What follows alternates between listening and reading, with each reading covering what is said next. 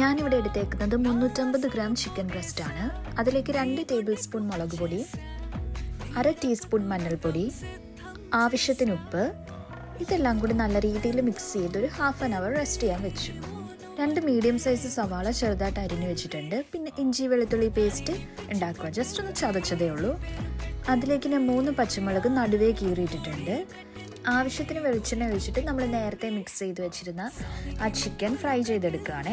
എന്നിട്ട് ആ സെയിം എണ്ണയിലേക്ക് തന്നെയാണ് ഞാൻ ആ സവാള എല്ലാം കൂടി ഒരുമിച്ചിട്ടിങ്ങനെ വഴറ്റുന്നത്. എന്നിട്ട് തക്കാളിയും കൂടി ഇട്ട് ജസ്റ്റ് ഇങ്ങനെ വഴറ്റുക. അതിൻ്റെ കൂടെ വീണ്ടും ഞാൻ 1 ടേബിൾ സ്പൂൺ മുളക് പൊടി, കുരുമുളക് പൊടി, പിന്നെ ഗരം മസാല ഇതെല്ലാം കൂടി ഇട്ട് ജസ്റ്റ് മിക്സ് ചെയ്തിട്ട് നല്ല തിളപ്പിച്ച വെള്ളമാണ് ഈ ഒഴിച്ചേക്കുന്നത്. അതിനകത്ത് ഞാൻ നേരത്തെ ഫ്രൈ ചെയ്ത് വെച്ച ചിക്കനും കൂടി ഇട്ടു.